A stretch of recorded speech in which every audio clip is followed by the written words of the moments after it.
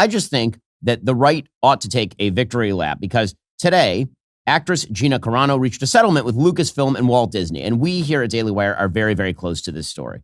So the settlement is undisclosed for an undisclosed amount, but apparently Gina Carano posted on X that she was pleased with the outcome. Lucasfilm said in a statement, Ms. Carano was always well respected by her directors, co-stars, and staff, and she worked hard to perfect her craft while treating her colleagues with kindness and respect. With this lawsuit concluded, we look forward to identifying opportunities to work together with Ms. Carano in the near future. Now, you'll remember what happened with Gina Carano. This is a few years back in 2021. So in 2021, she put up a social media posting that was a picture of Nazis chasing a Jew from the Holocaust. And basically she said, when you other people, this is what it can lead to, which is a pretty vaguely innocent statement. And because there were a bunch of people who perceived Gina Carano as right-wing, Lucasfilm and Disney essentially fired her unjustifiably, despite the fact that while she was on The Mandalorian, Pedro Pascal, who's the star of The Mandalorian, was similarly posting Holocaust memes, but comparing Jews in Auschwitz to illegal immigrants being held in detention facilities. And that was no problem at all. So Gina was fired from Walt Disney Company and from Lucasfilm and from The Mandalorian. She was totally taken off the show. And I personally called Gina. I got her number actually from Dana White. And I called up Gina and I said, Gina, they're trying to cancel you. So we would like to hire you to do a movie. And we should announce it like right now. And it would take actual stones for you to stand up to the industry and say, listen, I'm not going to be canceled. I'm not going to back down. And in fact, I'm going to go do a film with other people outside the system. And Gina, to her credit, immediately agreed. And so within 48 hours of her firing from Walt Disney, she had been, quote unquote, uncanceled by Daily Wire. That turned into Terror on the Prairie, which is a movie available, of course, over at Daily Wire Plus. And it took several years, obviously. That was 2021. It took several years for Gina to get her due from Walt Disney and from Lucasfilm. And good for her. Again, I think what this means is that she will probably end up in the Mandalorian movie. She'll probably have some sort of cameo or small part in the Mandalorian movie. Her lawsuit against Disney was funded by Elon Musk. Part of the intention included a promise when he bought X that he was going to fund lawsuits for people unfairly treated by their employers over posts or activity on the platform. On Thursday, Gina thanked Musk for backing my case and asking for nothing in return. I had a chance to text a little bit with Gina last night. It's very exciting for her. And by the way, I do think that it is a move toward moderation from Disney. I think that Disney, they realize that they went too far. And you've seen this over the course of the past few years. So you'll recall that originally when they launched the trailer for Disney's Snow White, there were no dwarves in it. All the dwarves were fully grown, diverse peoples. And then we threatened them that we were going to make a Snow White movie. And they went back to the drawing board so much that they completely recut the movie. Now, I don't think the movie is very good, but it is certainly more in line than it would have been otherwise with the actual original tale of Snow White because it actually has dwarves in it, for example. Disney also, apparently, in the recent past, has taken movies that were going to be designed to push really hard social leftism on kids and basically redo those movies. We'll get some more on this in a moment. First, you've heard me talk about Cove Pure before, and for good reason. It's because I believe that clean drinking water is a great investment for your family's health. I even have a Cove Pure system to purify the water at the studio. Cove Pure makes our water taste awesome. No sketchy contaminants, just pure, crisp water. Cove Pure is lab certified to remove up to 99.9% of impurities. My wife's the doc, so we don't take risks when it comes to our health or our kids.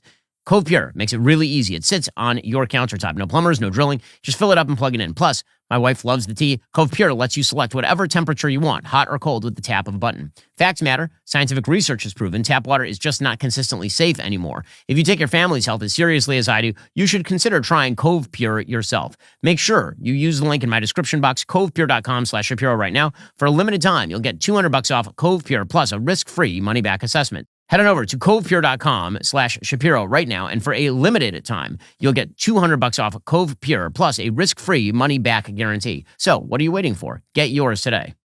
I asked, for example, my sponsors at Comet, a new web browser by Perplexity, to list Disney movies since 2021 and to show their box office performance versus expectations. And the answer is that the ones that were largely perceived as sort of left-leaning in their politics, or at least containing social messaging or social signaling, significantly underperformed. Jungle Cruise, you'll remember in 2021, it had some LGBTQ plus minus divided by sign references in Jungle Cruise. It significantly underperformed.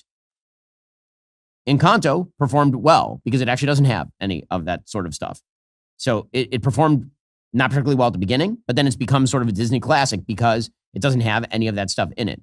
Cruella, which is sort of feminist rethinking of 101 Dalmatians, it didn't meet blockbuster expectations. It did $86 million domestically. The Eternals, which again had some of this left-wing social messaging, giant fail. Strange World, which was an animated film again with references to boys who like boys and such, it earned less than $75 million worldwide and resulted in, according to Comet, a notable financial loss. Meanwhile, Moana 2, which was, basically just a sequel to Moana, that did fine, is on track for $1 billion global run. Inside Out 2, which again is not woke in any particular way, it crossed $1.7 billion globally. The message here is clear. When Disney does not try to pander to left-wing artists inside its shop, it does better. So Disney, it seems, is seeing the light, so good for them. Gina's full statement on X. She says, I've come to an agreement with Disney Lucasfilm, which I believe is the best outcome for all parties involved. I hope this brings some healing to the force. And then she thanks Elon Musk and her lawyers. And she says, I'm humbled and grateful to God for his love and grace in this outcome. I'd like to thank you all for your unrelenting support throughout my life and career. You've been the heartbeat that has kept my story alive. I hope to make you proud. I'm excited to flip the page and move on to the next chapter. My desires remain in the arts, which is where I hope you will join me. Yes, I'm smiling. From my heart to yours, Gina. Gina's a very sweet person. Knowing Gina, it was really devastating for her, what they did to her, because here she was, a mixed martial artist who'd been in a couple movies, and then she became a very big star on Disney Plus via The Mandalorian. And it really kind of wrecked her to be thrown off the show for nothing other than they disagreed with her politics. I consider Gina a friend. She's been over at our house, met my wife, the kids, and everything. She's wonderful. Good for her. And again, good for Disney for finally starting to see the light. That is a good, and by the way, good for Daily Wire. Okay, not to pat ourselves on the back, but no one else will. We've been in existence. It's our 10th year anniversary here at Daily Wire. And this is one of the big things that we do, is we push back when the left pushes too far, which is very frequently. We are the ones who push back. We are the ones who uncancel Gina Carano. We are the ones who sue the federal government when Joe Biden attempts to push a vax mandate. We are the ones who push against the trans insanity up to and including in the legislative arena. Right? That is what this company does. And so I'm very proud of that. Well, that's all for now, folks. Don't forget to like, subscribe, and comment your thoughts down below. Be sure to check out all of the other great content on my channel. I'll see you here next time.